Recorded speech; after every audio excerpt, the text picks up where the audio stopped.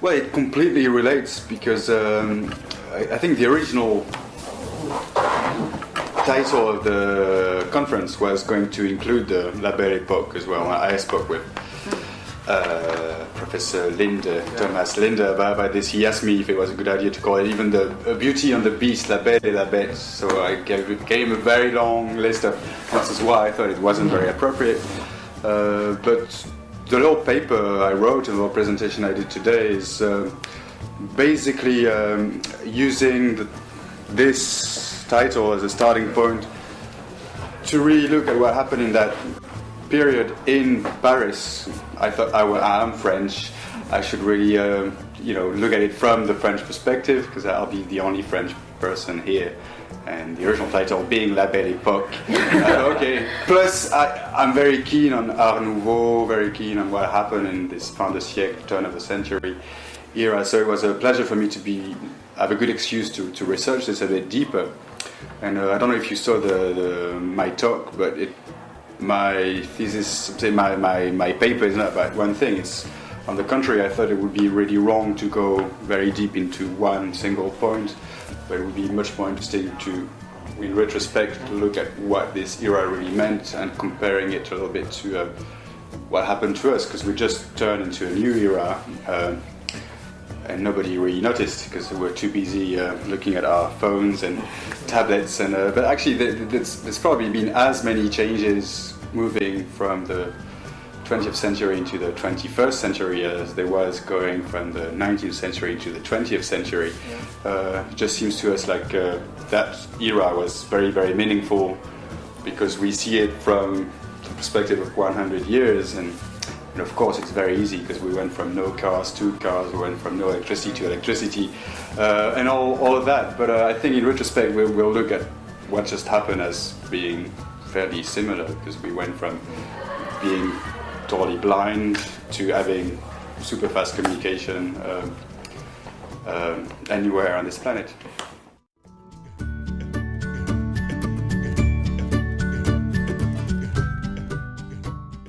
Well, actually, my paper related mainly to France, and France was prosperous, but it also wasn't. It just accumulated a lot of debts.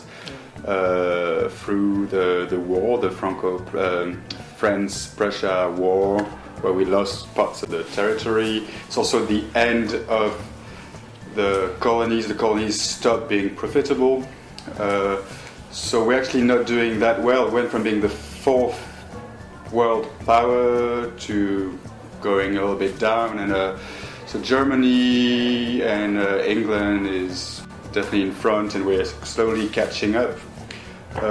By the end of the Belle Époque, France has definitely caught up quite a lot through the growth of industry, and we're also producing a lot of cars. We copied Ford in America with this conveyor belt system and churning out cars. Did you know that Ford actually got his idea from going to an abattoir and looking at animals being killed, and he thought, I could apply this to to car making. So prosperity, it was prosperity from an economical perspective. I think we just talked about this, and please check some of the facts that I might have slipped in a few places. But the prosperity in terms of creativity, I think that's much more what I was talking about, and that's more like kind of field.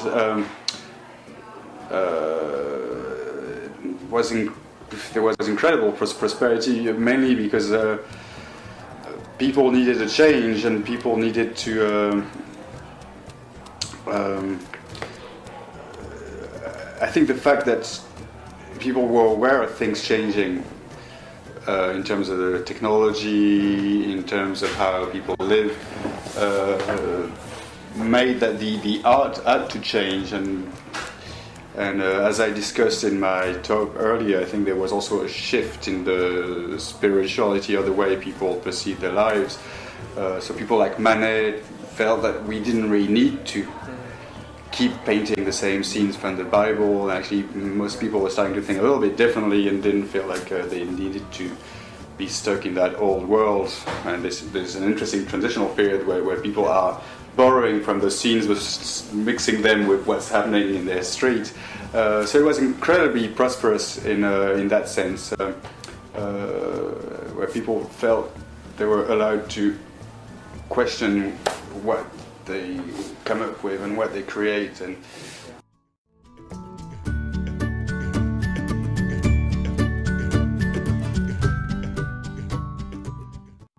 yes, well, prosperity, normally prosperity thinks of prosperity as a financial, economical kind of thing, but it is prosperous in other ways as well, because it's the beginning of labor unions.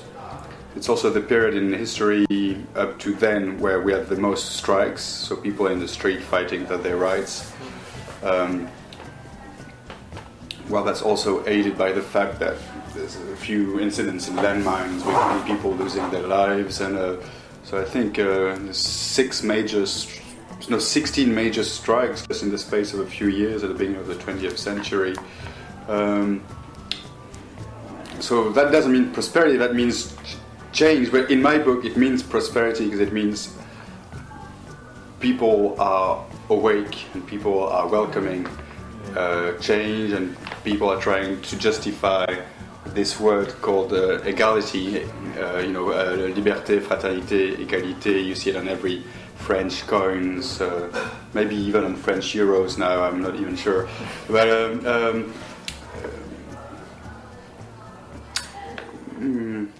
yes.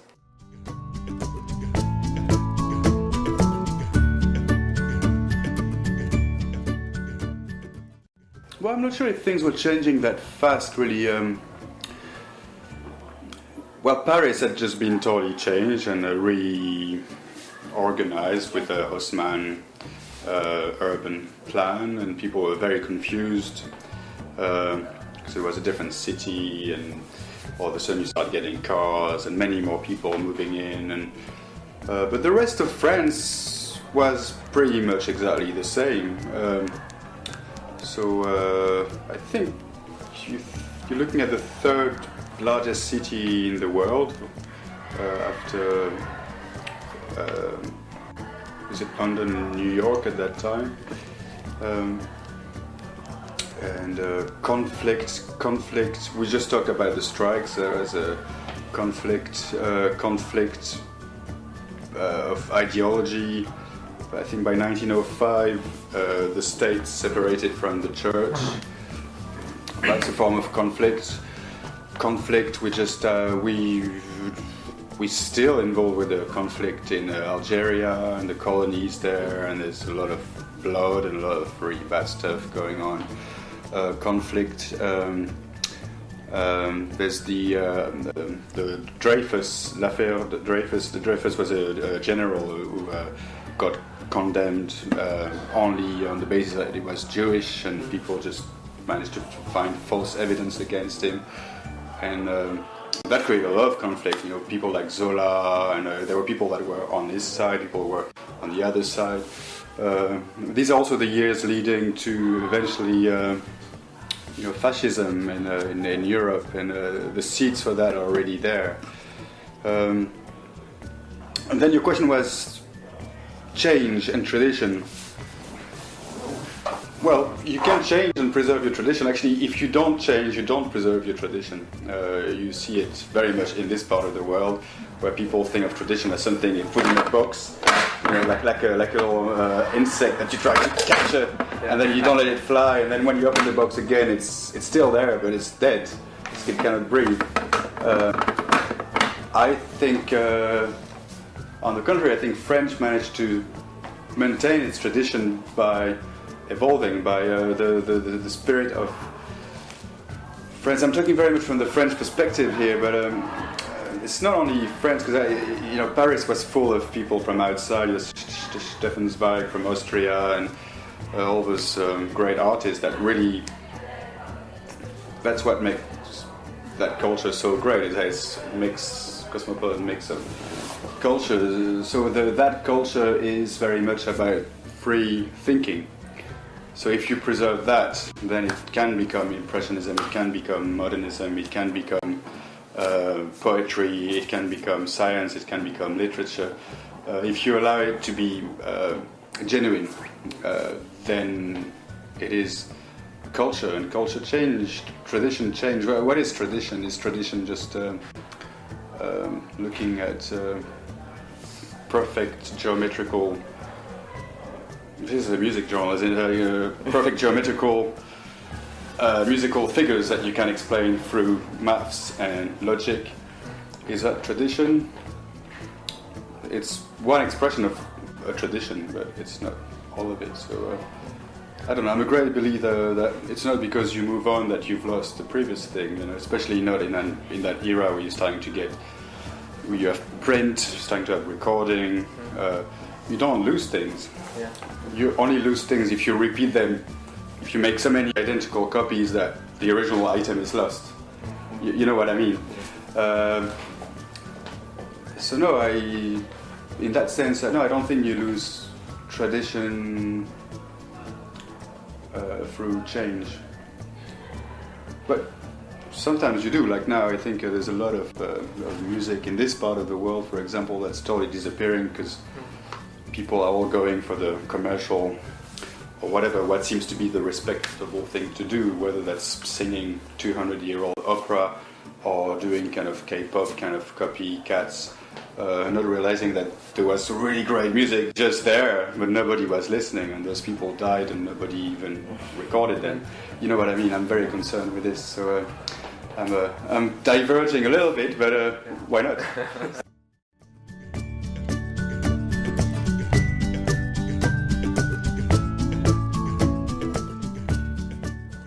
No, change is a way to preserve the human race, because we always change, and originality is an absolute necessity for survival. I think even Xenakis said that.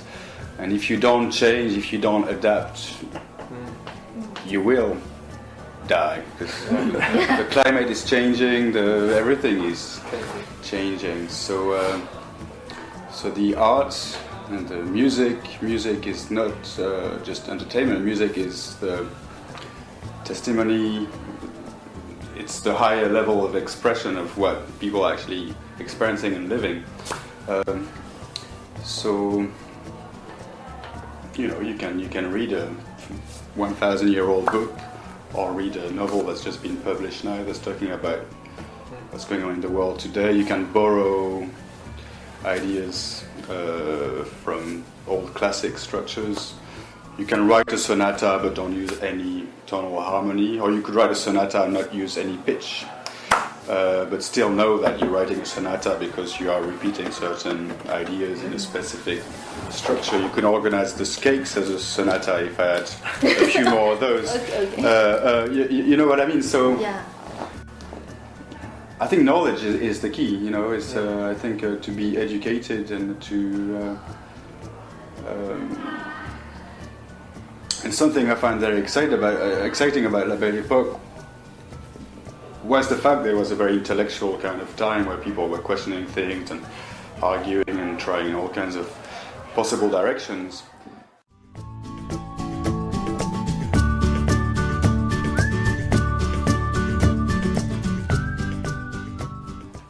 My preparation was mainly ginger, lime, and honey. I had a really bad cold before I came, and I was sneezing like crazy. So I had to. I did a lot of reading since the time when. Actually, this is the continuation of a wider project, because Silpakorn and Tung Hai did a few collaborations recently. One was the King on Eye project, which we turned into a piece called East Side Story in Bangkok, because you can't really present the King and I in Bangkok.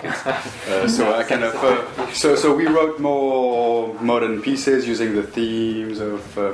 So we kind of and around that time I was researching the same kind of era, some of the things that Apirati was talking about, trying to understand modernization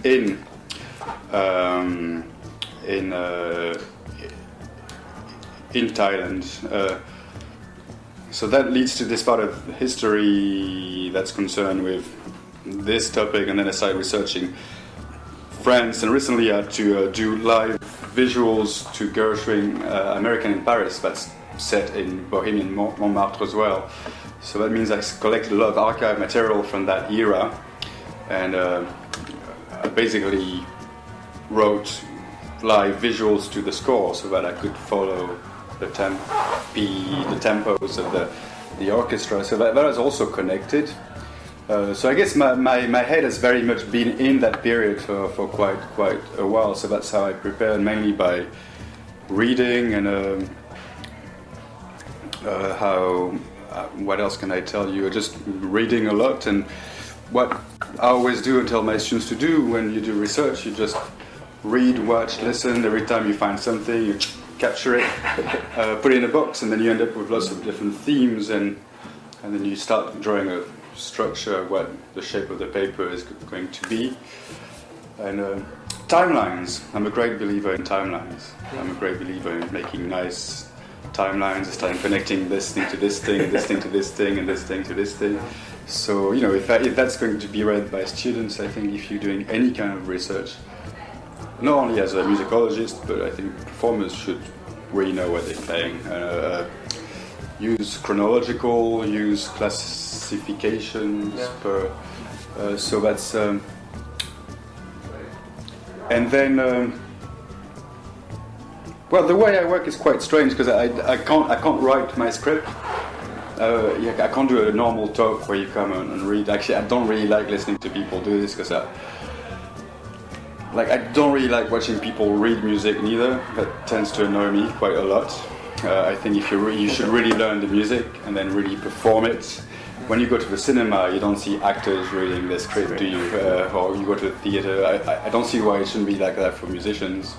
So if I do a talk, for me, I don't want to know exactly how it's going to go, but the slideshow becomes the score. You want to connect Manet with Debussy. You want to connect this cat with this dog. You want to connect this, and you know all those things. So then it doesn't really matter in what order they appear, because most people don't remember 60% or even 70% of the talk anyway. So you don't want to tell them exactly the serial number of this box. That's irrelevant. You want to tell them this box is made of plastic and it's clearly has a bit of Chinese influence, and you want to give them starting points so that they can go, okay, this fits within this. So it's very important if you do any kind of performance to know what you want to leave as a trace, little trace, very little trace. To understand what you're doing, it's not a test. Presentation is not a test. Nobody's testing you. It's an opportunity to share something. Performance as well shouldn't be a test, And the response of the audience, amazing. It's just a shame we couldn't fit everybody in.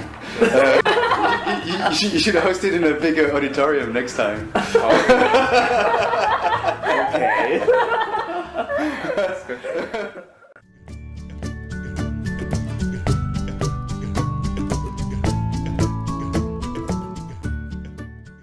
Well, I think everything. Well, first of all, Tung Hai came to us at first. I think there's that bridge between architecture and departments, but then they came to us, and it's been a blessing ever since, because everybody here is absolutely wonderful and very attentive and knowledgeable, and so it's been really great. As far as I'm concerned, it's been really great to have this collaboration, not only for the conference but through the previous collaborations we've had. I think it's been a very good thing, and and I hope we are delivering the goods as well, because thank you for the opportunity here. And it's been great to be able to get to know this part of the world as well.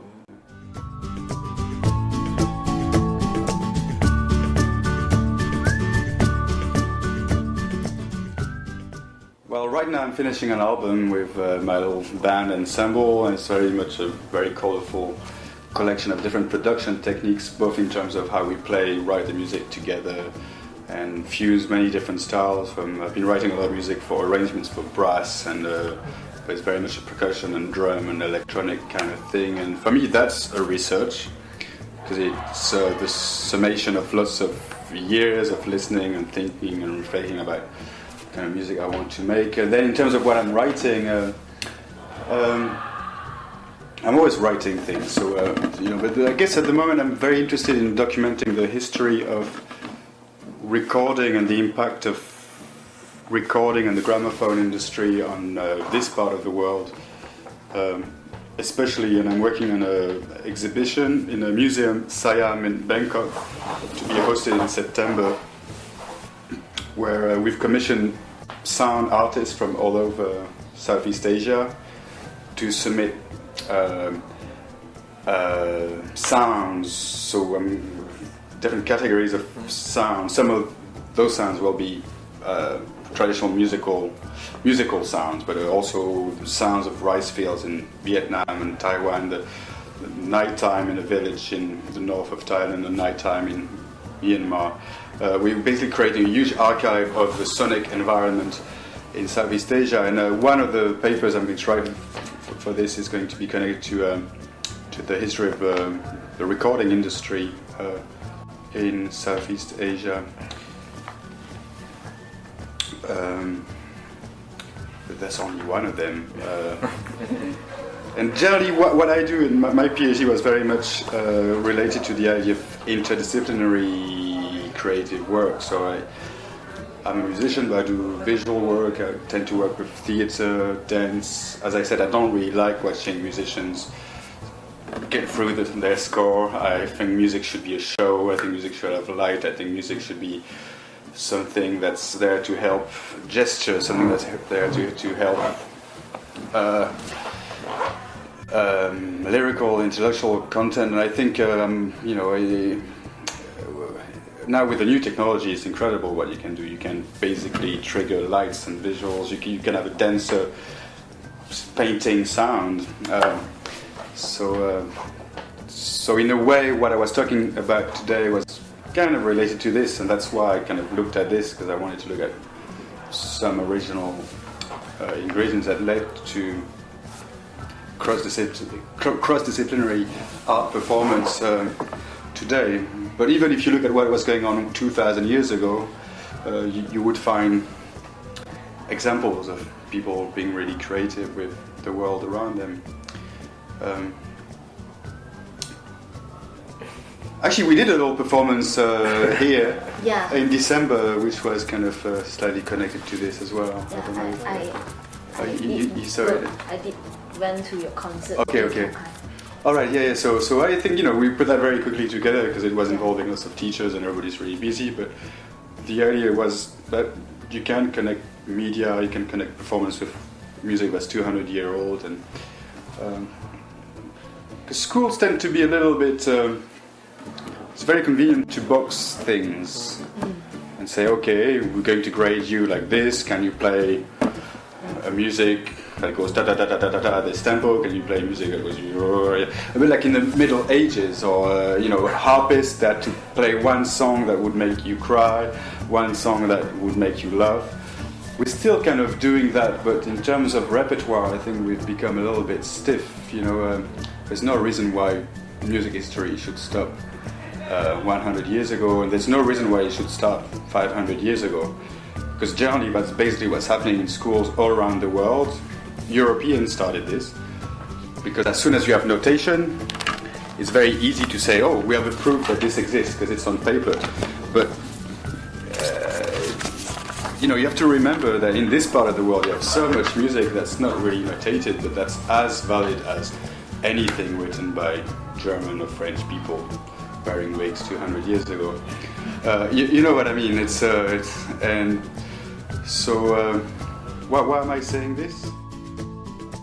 Well, I guess most of my topics are connected with the idea of expanding creativity and freeing education and music making pretty much not only here, everywhere, So some topics might be related to music that happened even before this planet was created, and I could also look at music that will happen in 6 billion years.